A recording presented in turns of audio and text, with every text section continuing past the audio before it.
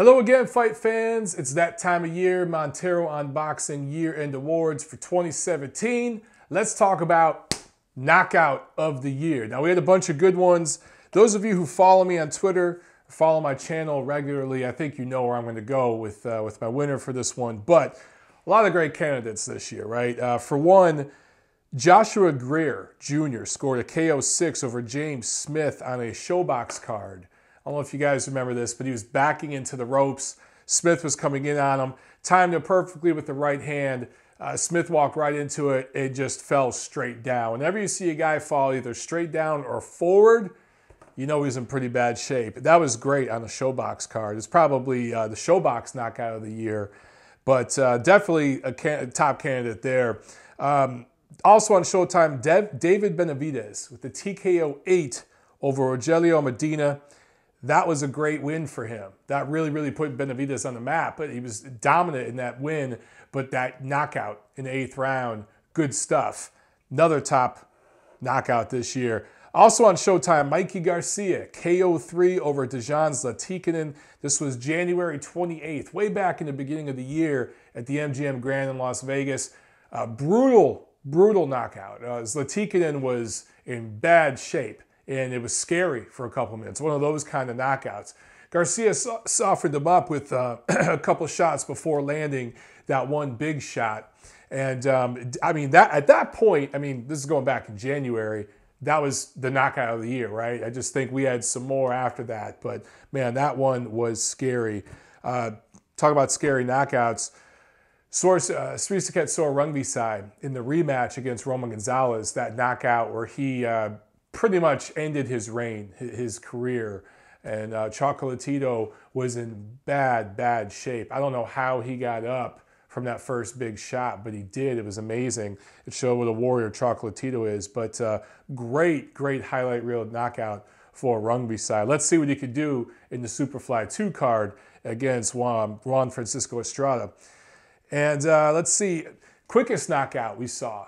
Not just the quickest knockout of this year, it set the record for world title fights. 2 South African fighters, Zolani Titi and Siboniso Gonya, on November 11th in Belfast. These guys were on the co-main of a card over there. And first punch landed, boom, knockout. That was it. 2 South African fighters, not big names, although this was, a title fight. This was such a big knockout, such an impressive, just kind of interesting freak kind of story, because it was on the first punch landed, that ESPN was showing highlights of this on SportsCenter.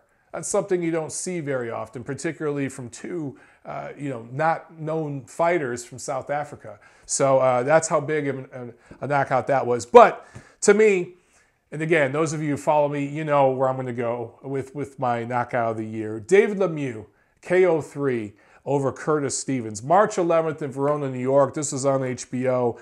What makes this so impressive for me, this knockout, and this was another scary knockout. It was a left hook with Stevens on the ropes, and he went down, kind of almost fell through the ropes. It looked like he was unconscious instantly before he even landed, right? And it was a scary, brutal type of knockout. But what made it so impressive is both of these fighters are known as knockout punchers, right? Stevens is known as a good puncher, although I think his power was probably a little overrated when he was coming up. But both of these guys are on the bubble, top 10 middleweights, maybe just outside the top 10. Some of you don't rate Lemieux as a top 10. I do. I dare say heavyweight, middleweights. These guys are right around the top 10. Stevens, a little bit past his best, but still a top 15. He might be the top dozen. And coming into this fight was probably right around top dozen or so middleweights in the world. Lemieux is in the lower end of the top 10 middleweights in the world. Neither guy was like moving up in weight or moving down or weight drained or anything. Both similar age. I mean, I think Stevens is a little older, a little more worn down. But really, these 2 guys are at the same level. And to see that kind of knockout was really impressive. With some of these other knockouts that I mentioned, it was guys getting a fighter at the tail end of their career, or maybe they had moved up too high in weights, or maybe there was just too big of a difference in talent level. One guy was elite fighting a B-level guy.